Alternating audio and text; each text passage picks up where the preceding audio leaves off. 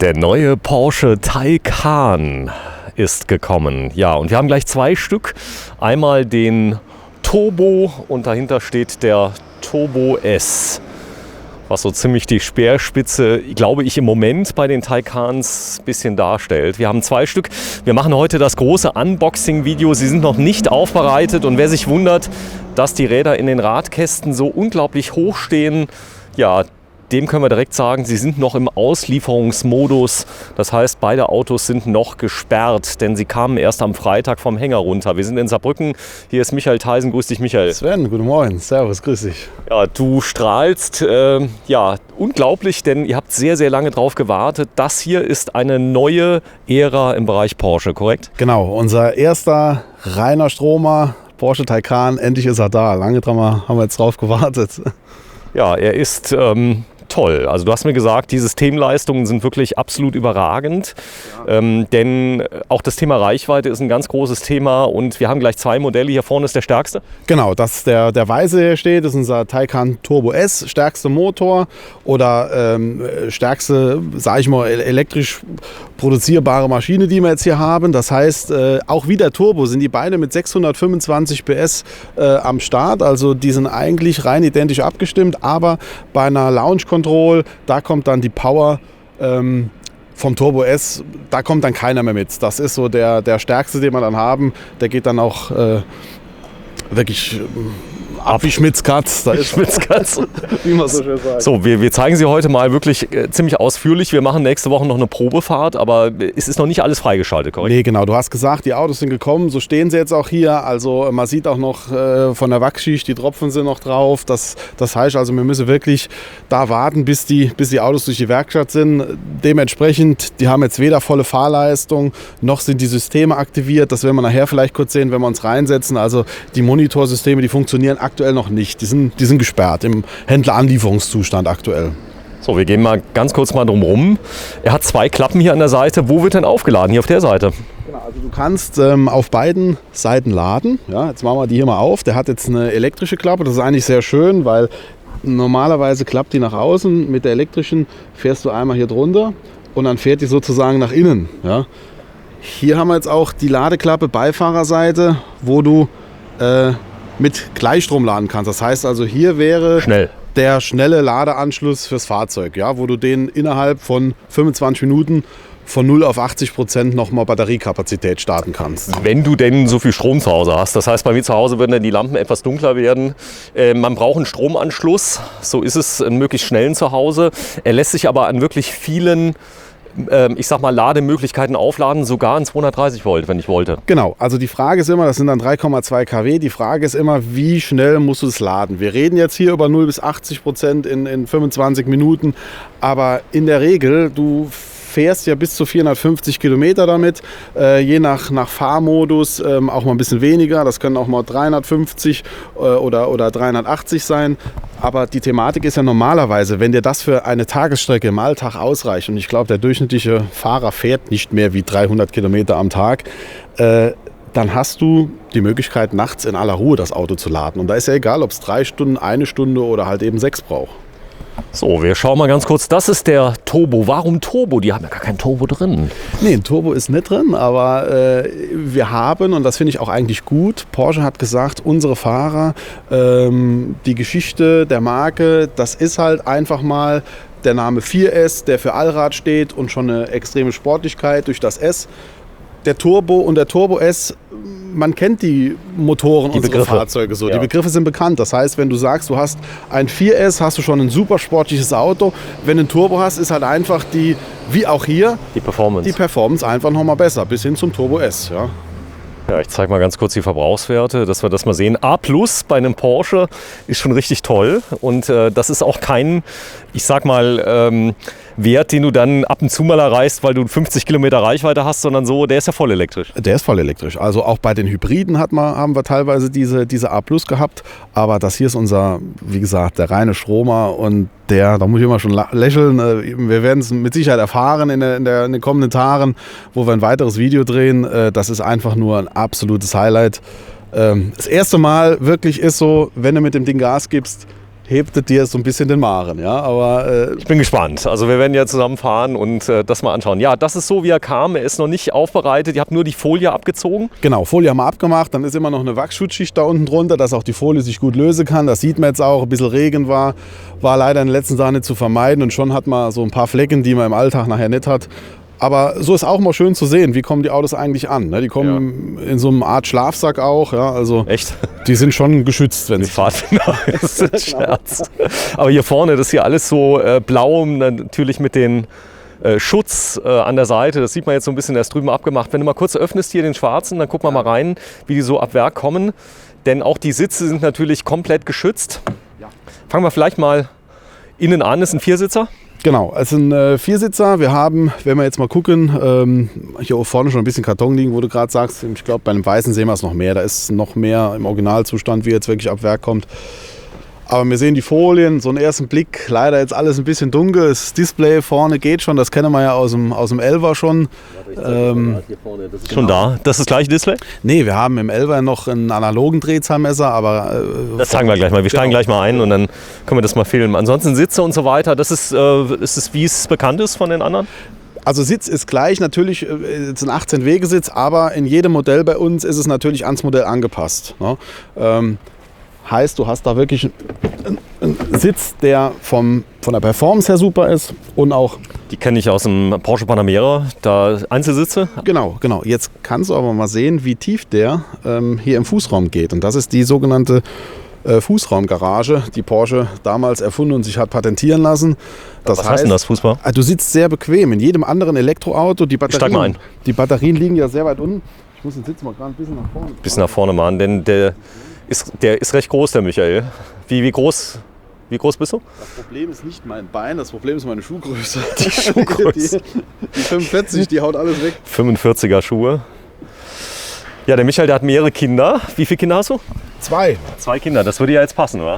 Die würden sich mit Sicherheit wohlfühlen, aber da musst du auch am Anfang aufpassen beim Gas geben. Aber du siehst jetzt, die Schenkel liegen fast schon auf dem Sitz hier auf. Und das hast du bei keinem Elektroauto. Bei den meisten sitzt du eben so, weil der Fußraum ist gar nicht so tief, weil hier liegt ja die ganze Akkukapazität.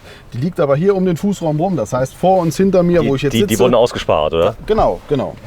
Also sagen wir mal so, die haben wir wahrscheinlich nicht bei einem anderen Elektroauto. Können wir uns darauf einigen? Diese Fußraumgarage, die hast du nicht. Die hast du nicht. Wirklich, das hat nur Porsche. Das ist schon mal ein Riesenvorteil für den Sitzkomfort derjenigen oder von den Leuten, die hinten sitzen. Ne? Krass, er riecht. Ich will nicht mehr aussteigen. Ja, der will nicht mehr aussteigen. Ich zeige mal gerade, hier vorne ist natürlich alles zu, alles noch eingepackt. Und ja, jetzt hast du es mal aufgemacht. Aluminiumleisten. Ja, es soll ja Leute geben, die von ihrem Handy die Folie nie abmachen. Bis zu dem Tag, wo es runterfällt und die erste Macke kommt neben die Folie. So, guck mal gerade von hinten. Ja, hinten ist der Motor drin, deswegen hat man wahrscheinlich keinen Kofferraum, oder? Du hast Kofferraum. Das war Scherz. Ich zeig das mal. Wir machen mal gerade. Das kenne ich ja nur vom 11er. Ja, da sind jetzt alle Ladekabel drin. Genau, hier liegt noch ein bisschen Material, Fußmatten, was vielleicht auch noch installiert werden muss. Unsere Ladetasche, alles was mit E-Mobilität zu tun hat.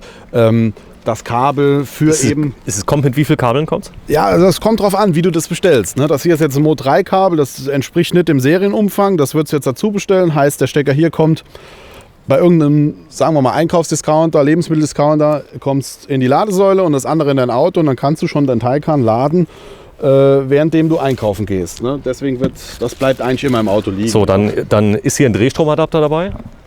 Genau. Zeig dir mal gerade. Dann haben wir ganz normal die Möglichkeit für zu Hause mal an Starkstrom zu gehen. Hier liegt nochmal ein Ladegerät. Vielleicht sehen wir das nachher nochmal kurz. Das haben wir jetzt drin angestöpselt, weil wir die Autos jetzt voll geladen haben. Die kommen, so wie die rein Benziner nicht voll getankt sind, kommen natürlich die Elektroautos auch nicht voll getankt zu uns, aus Sicherheitsgründen. Und das liegt normalerweise noch hier dem bei. Ne? Und da kannst du halt sagen, auf der einen Seite kannst du ins Ladegerät entweder, das hier ist immer ein gleicher Adapter, das ist der ins Ladegerät kommt und hier kannst du dann sagen, ich gehe zu Hause an Starkstrom, was man machen sollte, was auch normalerweise... Wenn man Starkstrom hat, sage ich jetzt mal. Das hat ja fast jeder hat ja in Deutschland Starkstrom. Ja, also es ist ja nur, übertrieben gesagt, ein Zusammenführen von den Phasen, das wird jeder Elektriker machen. Ist die Kochplatte. Ich glaube, wenn eine Kochplatte hat mit Drehstrom. Ne? Genau, also 11 kW ist normalerweise die Standard-Lademöglichkeit für zu Hause. Da hast du auch, sagst du nur auf der Gemeinde Bescheid.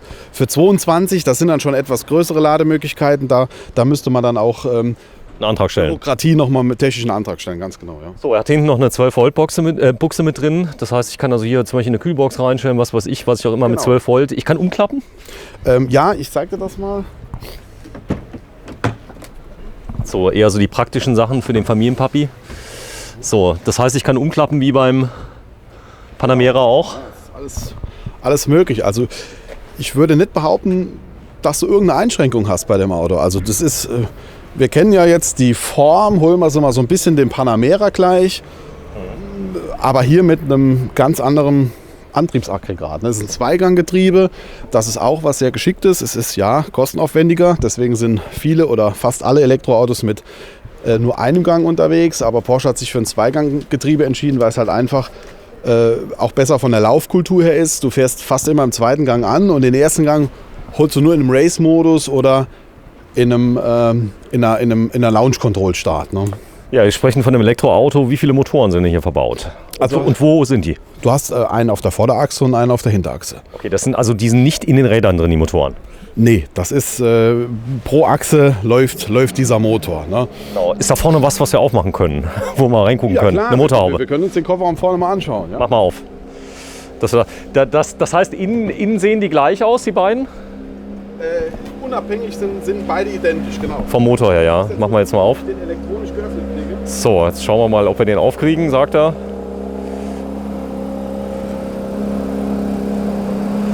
Spannung pur. Das haben wir noch nicht probiert. Denn sie sind noch in diesem Schutzmodus. Das System ist nicht aktiv. Das heißt, es muss erst freigeschaltet werden? Genau, du kriegst vorne über das Mittelpanel, ich zeig's dir mal gerade. Warte, ich komme mal kurz auf die andere Seite. Okay. Lass das mal sehen. Also über dieses Panel hier, da hast du nachher ganz viele Funktionen drauf. Du kannst die Tankklappen öffnen, ja, rechts und links, wenn sie elektronisch sind. Und du kannst hier drüber auch den Kofferraum vorne öffnen. Wobei, wir können es mit dem Schlüssel probieren. Warte, das ist noch eine Option. Ich mache mal kurz aus. Jo.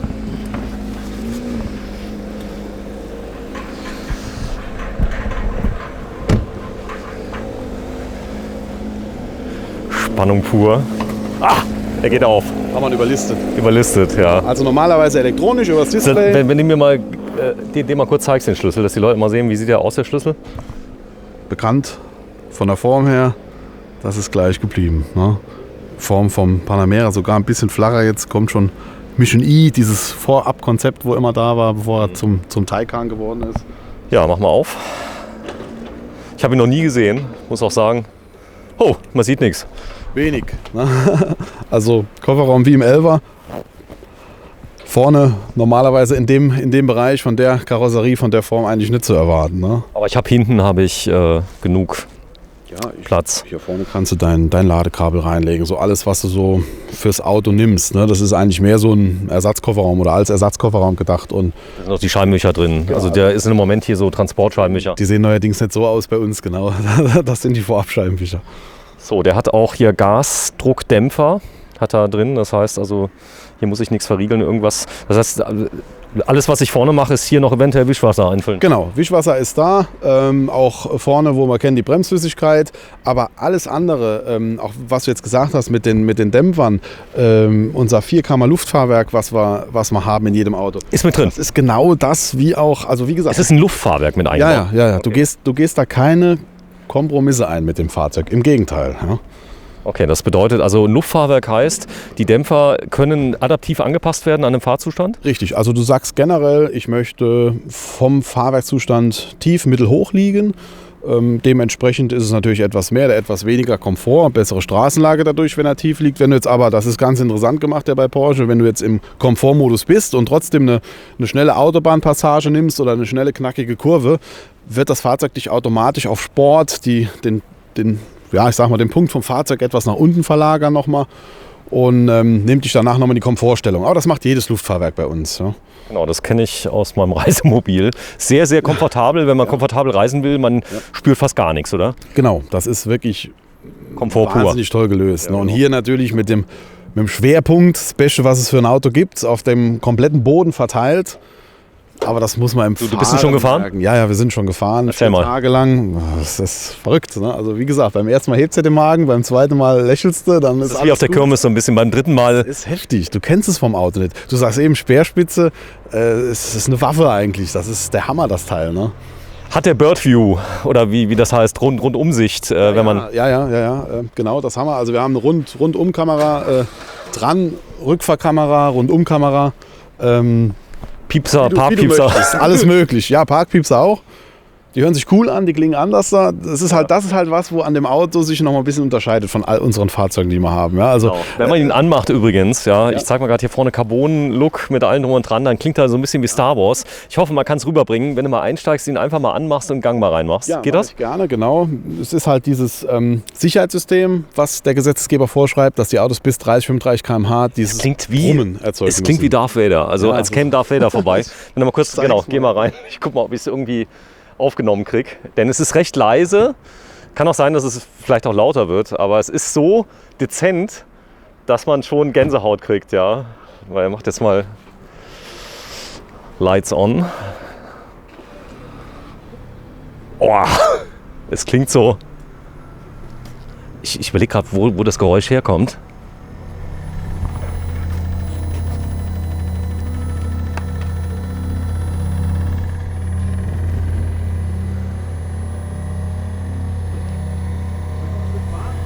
Was sagst du? Soll ich mal ein Stückchen fahren? Ja, fahr mal ein Stückchen. Genau. Oh, wie geil. Es klingt wie Darth Vader. Augenblick. Es kommt irgendwo raus und es ist so ein tiefes Brummen. Fahr noch ein Stück zurück.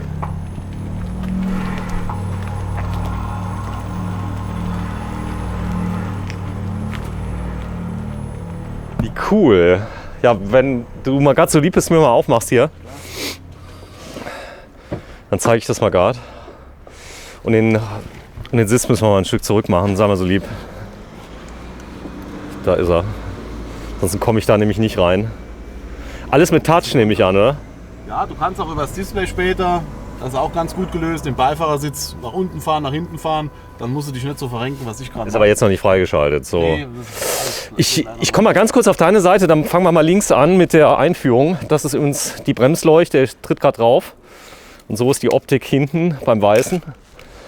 Also mir persönlich gefällt der Weiße extrem gut. Oh, er hat gerade die Folie abgezogen. cool gelöst, ja. Das sieht gut. Es ist jetzt zu hell. Aber das Also sieht es auch cool aus. ist auf jeden ja. Fall beleuchtet. Ja, genau.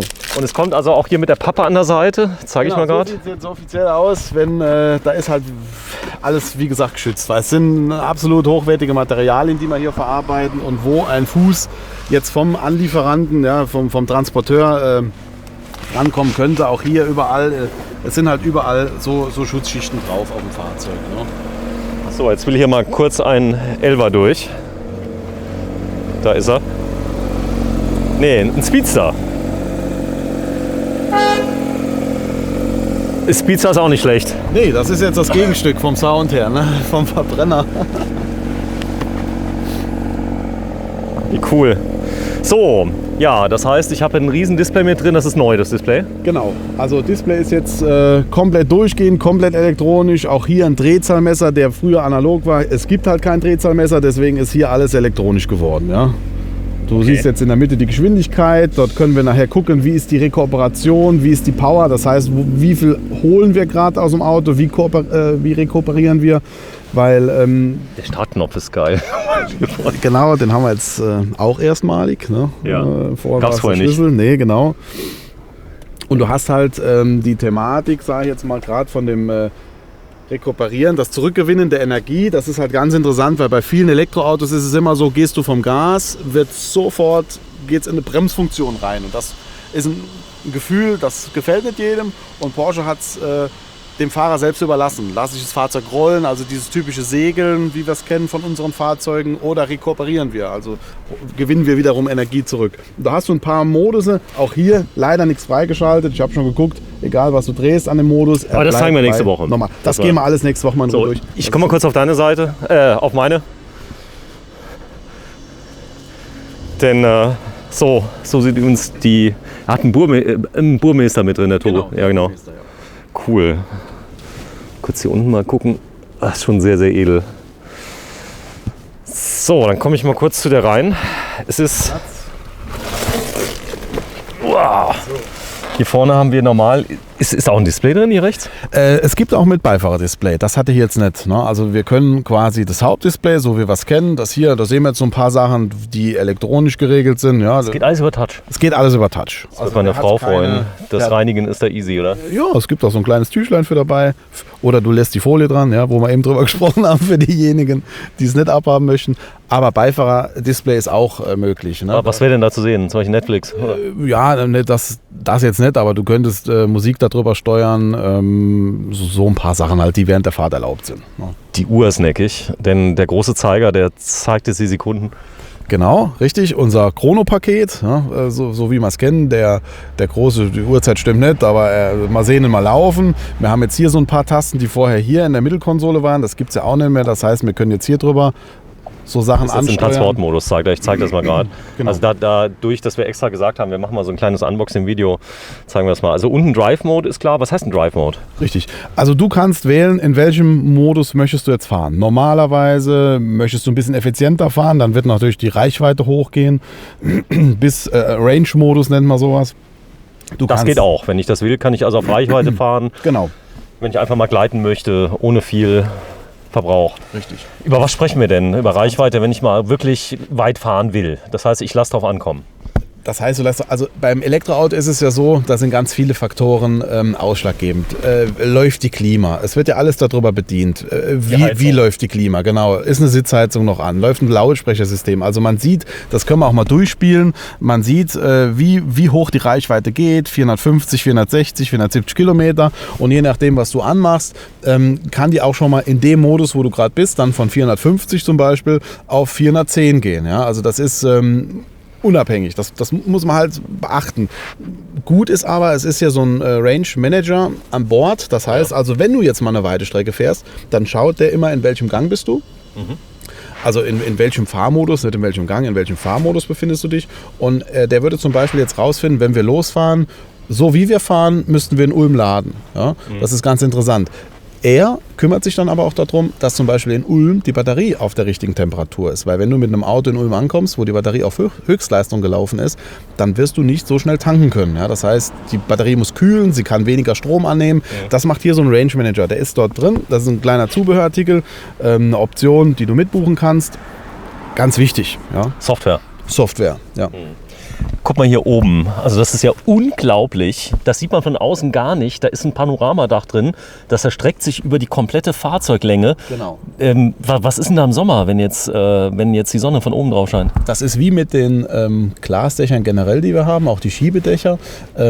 Da sind mehrere Folien drin, über 6 Folien und eine davon ist zum Beispiel wärmeabweisend. Das heißt, du solltest hier drin eigentlich nicht unbedingt merken, dass da ein Glasdach drin ist. Ja, also okay, aber ich merke es jetzt, denn ich habe jetzt, also ist jetzt gerade bewölkt, was zum Filmen eigentlich ganz gut ist, aber es ist Wahnsinn, was das für einen Eindruck macht, dass wir da mal zeigen, wie groß das Glasdach ist. Das ist ja unglaublich. Ist das Option oder ist es bei jedem drin? Das ist eine Option, wenn du sie drin haben möchtest. Es ist nicht zum Öffnen, es ist ein festes Dach integriert, aber ist super schön, ja, gerade bei schönem Wetter. Es ist ja alles sehr dunkel, wie wir hier drin sehen, ja. Dann macht das schon Fun. Kann ich das auch, hier ist ja Leder pur, das heißt also das ganze Armaturenbrett ist mit Leder bezogen. Ja. Was ist denn da drunter? Ist da hinter dem, da das Porsche da in der Mitte. Ach so, genau. Das ist einfach nur eine Ablagemöglichkeit für einen Getränkehalter oder Zigarettenanzünder, wenn ich... Unter uns, oder einen Münzsammler, ja, so Sachen könnte man das benutzen, wenn wir wollen. Hinten, also wenn du mal so lieb bist, mal aufmachst, mal reingucken können. Schau mal, ich sehe gerade, hier ist das Display jetzt aktiv. Das war eben in dem anderen schwarzen nicht aktiv. Ne? Und da ist dieses Thema, wo ich gesagt habe, da siehst du ganz genau über diesen Button. Du kannst. Da ist jetzt noch Folie drauf, gell? Ja, eine Folie ist drauf, aber du kannst dann Kofferraum vorne kannst du entriegeln. Ja? Du kannst die Ladesäule öffnen. Ne? Das ist ganz interessant. Klickst du drauf, machst du zu Hause nur noch direkt den Stecker rein. So, jetzt wollen wir. Hoppala. Ein echter Porsche, oder? Induktives Laden hier an der Seite. Ja. 100% Porsche, 100% elektrisch.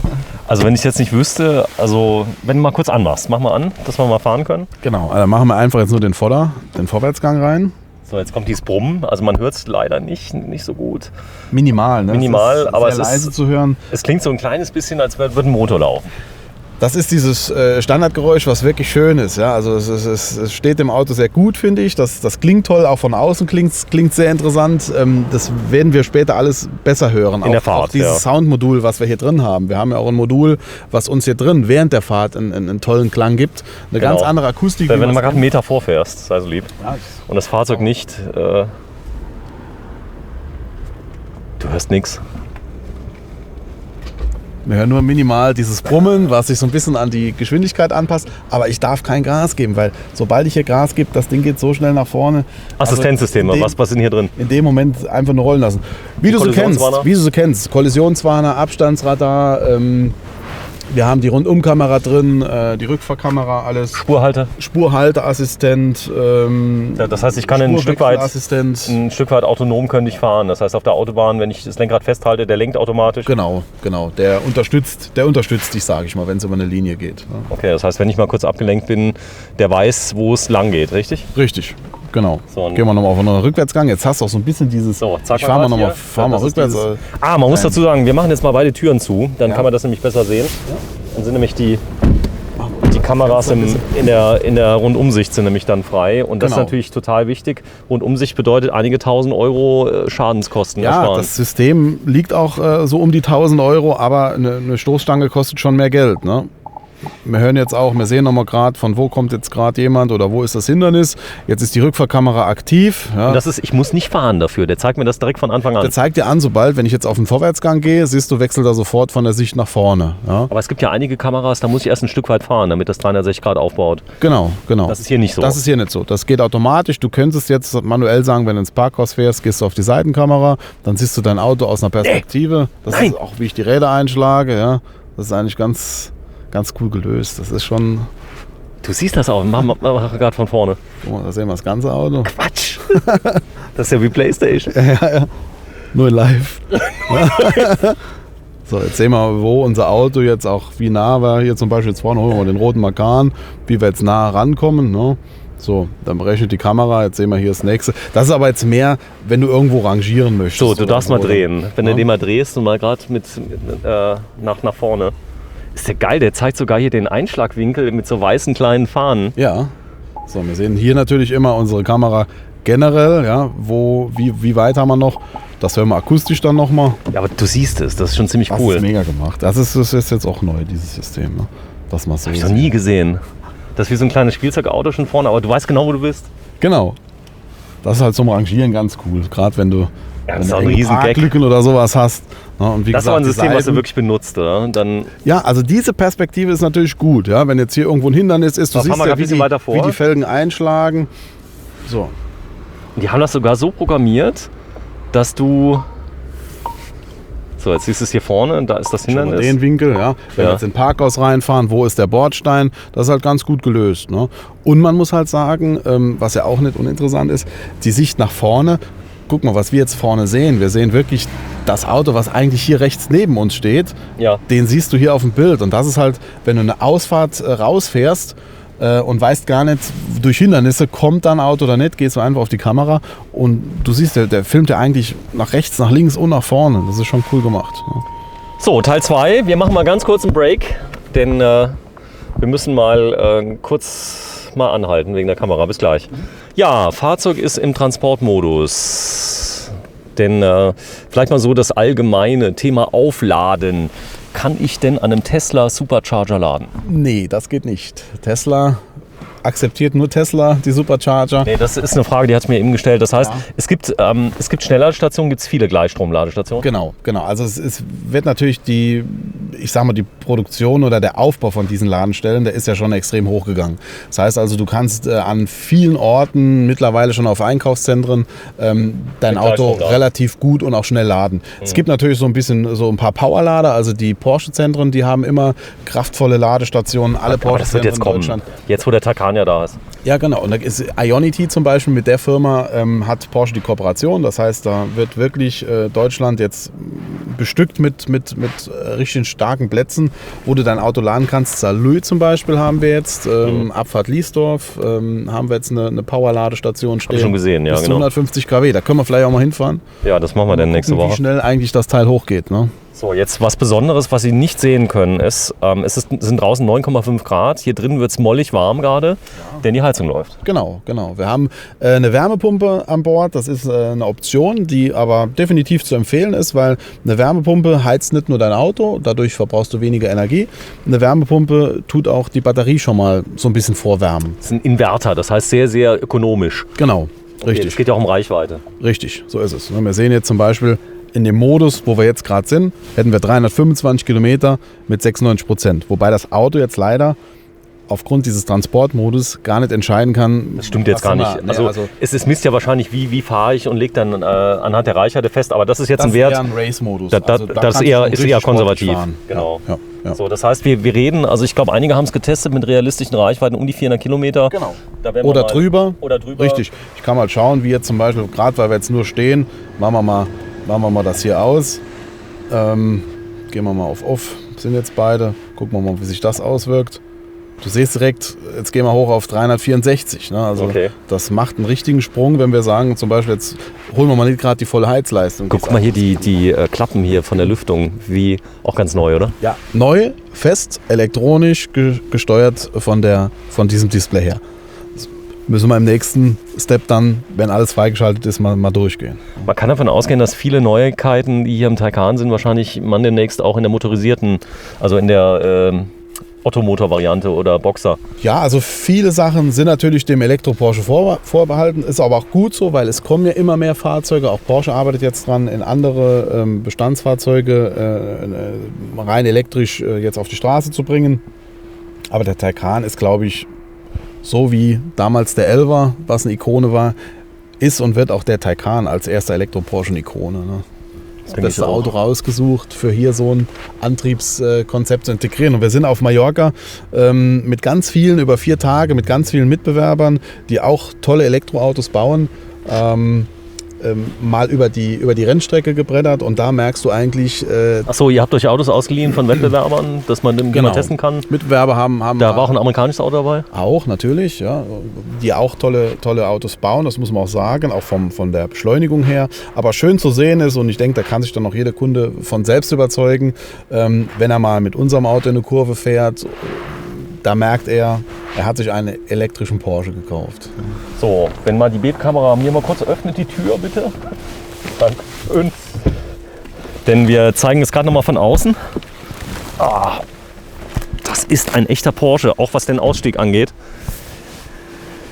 Ja, wenn du mal kurz mir mal hilfst hier an der Seite. Das ist der Spiegel. Der hat auf der rechten Seite hat er so 3 ganz kleine graue Teile dran. Jetzt sieht man so ein bisschen. Was ist das? Die 3 Pünktchen hier, das ist einfach nur der Spurwechselassistent. Bedeutet, sollte sich ein Auto eine Lampe drin. Totwinkel befinden, genau, würden die 3 Lichtchen angehen. Okay, damit ich das gut sehen kann. Auch gleiches System. Bremse. Ja, wichtiges Thema. Hier gelb, drüben weiß. Genau. Was ist das für eine Bremse hier bei dem? Also wir haben hier in gelb, gehen wir mal gerade auf die Carbon-Bremse, weil die weiße ist eine Ableitung von der. Das ist so die größte Bremsanlage, die wir anbieten. Im Turbo S immer serienmäßig inkludiert. Das heißt, dieses Fahrzeug hat bremstechnisch einfach das Stärkste, was es im Moment gibt. Ja. Carbon. Sowohl in der Beschleunigung, genau, als auch im Bremsverhalten. Das bedeutet, die steht auch nach 500 Mal Bremsen. Das heißt, die wird nicht so heiß? Nee, genau, die wird nicht heiß, sie hat wenig Abrieb und die hat eine Leistung, die ist einfach brachial. Also da fährt ein anderer an dir vorbei, wenn du und der steht auch voll auf der Bremse. Das ist auch mit Vorsicht zu genießen. Nicht nur die Beschleunigung ist ja gefragt, sondern in der heutigen Zeit auch das Bremsverhalten. Ja? Wichtig ist ja, ein Porsche bremst immer besser, als er beschleunigt, habe ich gelernt. 5-fache Bremsleistung. 5-fache Bremser, ist das hier auch so? Immer so, ja genau. Aber jetzt mit so einer Bremsanlage ist es natürlich noch weiter. Ja? Also wir reden jetzt über diese normale Bremsanlage, die Porsche verbaut standardmäßig. Ne?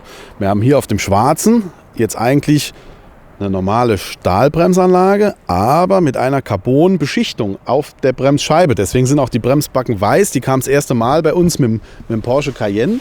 Das heißt, da ist so wenig Bremsabrieb, dass Porsche sagt, wir gestalten auch die Bremsklötze, die Bremssättel. Sie rosten auch nicht, das ist mir aufgefallen. Also Genau. normalerweise ist jetzt ein bisschen feucht. Beim neuen Auto kannst du es einfach nicht verhindern. Ne? Aber hier wird nichts rosten. Die wird auch nachher, man sieht jetzt, die ist so ein bisschen milchig, aber die wird nachher wie ein Spiegel sein. Und die hat auch ein sehr gutes Bremsverhalten. Also es ist nochmal 4 bis 5 Mal besser wie mit der Standardbremsanlage, die auch schon top ist. Ja.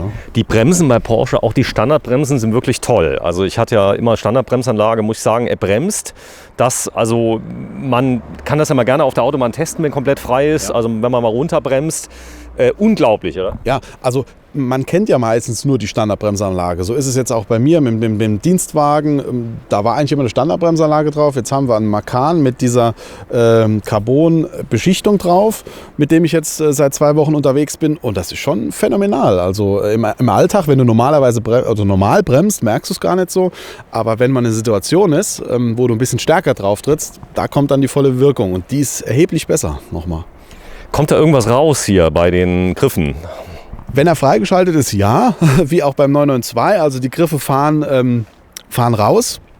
Hier wird jetzt geändert beim 992, wenn du den nach ein paar Sekunden nicht aufmachst, geht er wieder zu? Gehen die Griffe zu, das Auto auch, aber auch die Griffe fahren nochmal relativ schnell rein. Das ist jetzt hier geändert worden beim Taycan, weil viele Kunden dann gesagt haben, und das ist schön eigentlich bei Porsche, da wird relativ schnell das Ganze umgesetzt, wenn es mal besprochen wurde. Das ist auch Software, wurde. Ja, muss man sagen. Also es kann wahrscheinlich programmiert werden. Das wird auch mit Sicherheit beim 992 integriert werden. Also wenn du aufmachst, bleiben die Griffe so lang auf, bis das Auto zu ist oder bis du losfährst. Ja, dadurch musst du nicht ein zweites Mal auf deinen Schlüssel drücken.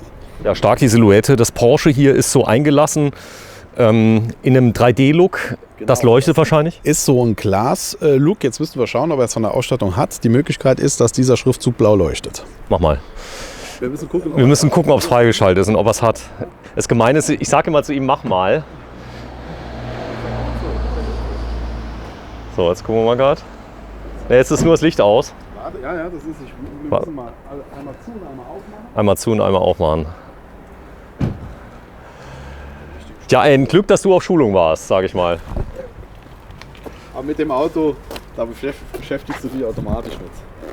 Nee, leider nicht freigeschaltet. Also ist nicht freigeschaltet. Vielleicht erleben wir es. Normalerweise würde der Porsche-Schriftzug jetzt leicht blau leuchten. Das machen wir nächste Woche. Das sagen wir dann. Also wenn ihr euch jetzt wundert, warum haben die das nicht gemacht? Die kamen jetzt erst vor kurzem. Wir haben extra mal gesagt, wir zeigen die mal so, wie sie aus dem Auslieferungszustand kommen.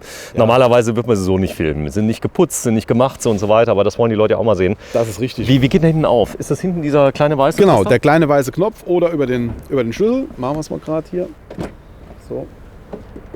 Das ist jetzt nicht elektrisch? Nee. Das brauchen wir auch nicht. Nö. Oder? Du kannst ihn runterfahren elektrisch. Er ist auch im, also du hast ihn elektrisch. Du kannst ihn runterfahren elektrisch? Ja, also sobald er freigeschaltet ist, ist er auch elektrisch. Ist auch elektrisch? Ja. Also der ist jetzt nur manuell, weil er jetzt in einem... Okay, ich verstehe. Also jetzt nicht, aber sobald er freigeschaltet ist, elektrisch auf, zu. Das ist Serie. Guck dir mal die Form von hinten an. Das ist... Mach noch mal zu. Probier mal gerade, ob er es elektrisch macht. Ob es elektrisch zugeht? Was macht Ja, er macht elektrisch zu. Ja, aber das ist der Auslieferungsmodus. Aber er ist, wenn du hier so ein Teil siehst, wenn er einmal blinken lässt, lass mal blinken. Ich zeig dir mal, was ganz cool ist die Blinker vorne. Die waren ja bei uns immer in den Blinkleuchten eingelassen. Und jetzt ist es so, ich mache mal gerade nochmal an. Ja.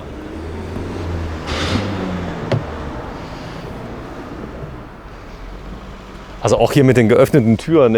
Ich habe früher bei den Spielzeugautos immer die Türen aufgemacht und habe die dann als Flugzeug verwendet. Ja. Ich weiß, ob du das kennst. Aber er hat das Gefühl, er kann fliegen, oder? Ja, also das ist wirklich der absolute Hammer, das Auto hier. Also wer da sagt, er will ein bisschen mit der Technik nach vorne gehen und will mal ein Elektroauto fahren und ich sage mal, auch die ganzen Mitbewerber in dem Bereich, die liegen ja alle irgendwo kostentechnisch zusammen. Kann ich nur sagen, fahrt das Auto, probiert das Teil mal aus. Das ist wirklich unglaublich, was... Blinker, du wolltest was sagen. Genau, ja. Ich mache mal an.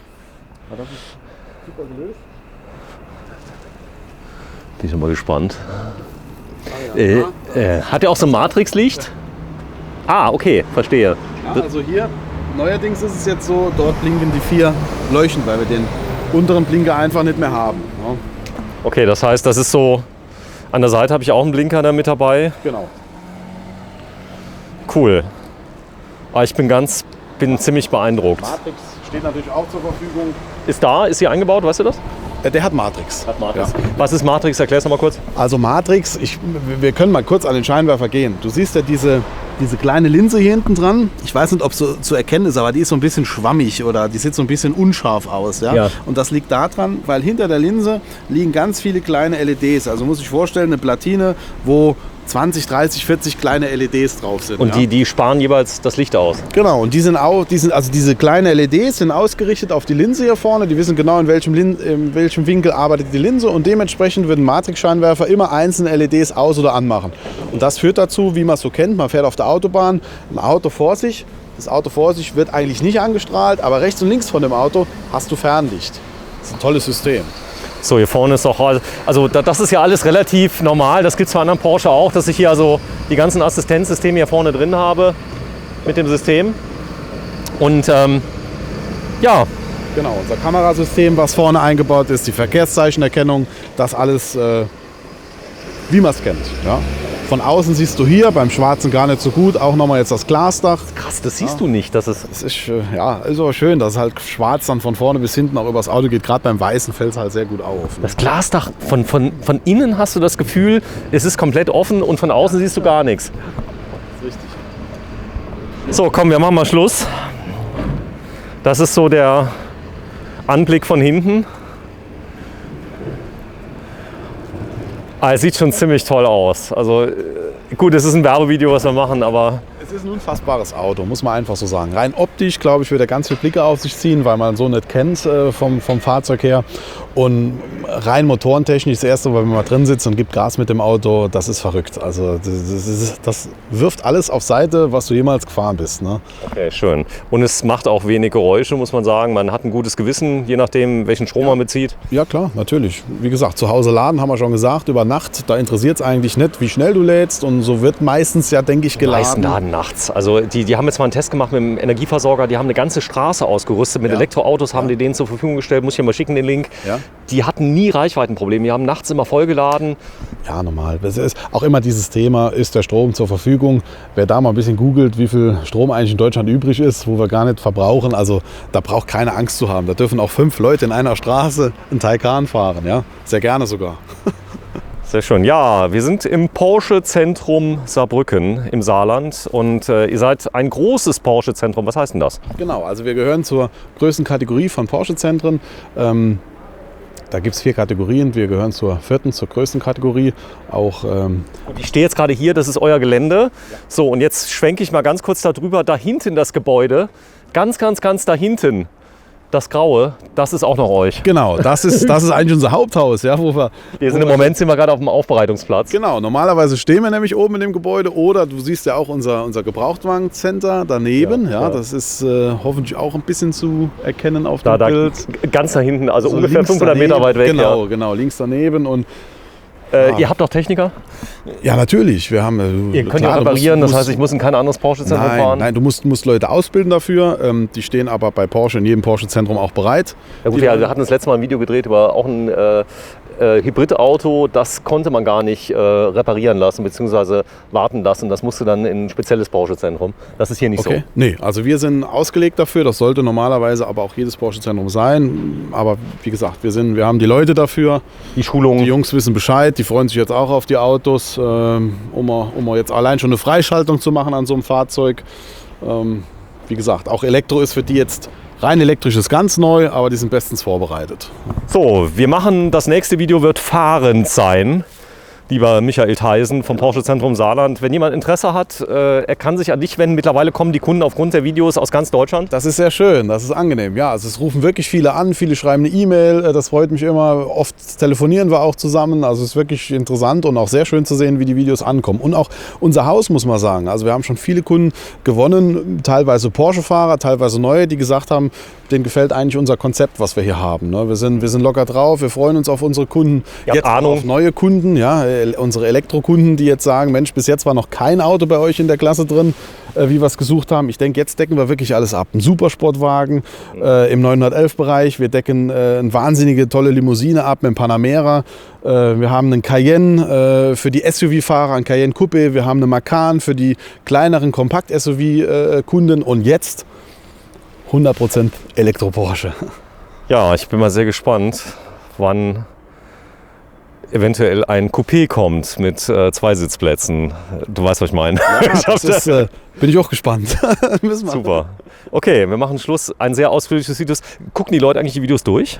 Viele? Ja, also was man hört, die bleiben sehr, sehr lange auf den Videos. Ja, also das finde ich immer verrückt. Also wo wir mal oder ein Video schauen oder ein Video sehen, wo man dann mal weiter oder wegklickt, die bleiben im Video. Wobei man muss halt auch dabei sagen, unsere Videos, die werden nicht unterbrochen. Ja? Das ist immer toll, wenn du Videos guckst und nach 10 Sekunden kommt schon die erste Werbung, dann verlierst du schon gerade. Nee, wir haben keine Werbung. Die Werbung haben wir weggelassen. Das ist ja auch eine Seltenheit. Und das finde ich eigentlich schön. Wenn du dran bist, ich glaube, bist du teilweise Was könnte ich für ein Geld mit euch verdienen, wenn ich Werbung einblenden würde? Aber das ist, nee, wir haben ja teilweise einige 100.000 Aufrufe. Nee, keine Werbung im Video. So ist es. Ja, vielen, vielen Dank. Schöne Sache, ja. Michael Theisen vom Porsche Zentrum Saarland. Und ja, wenn Sie Lust haben, gucken Sie auf jeden Fall unser Video Probefahrt. Tschüss, Michael. Genau, bis demnächst. Ciao, Sven.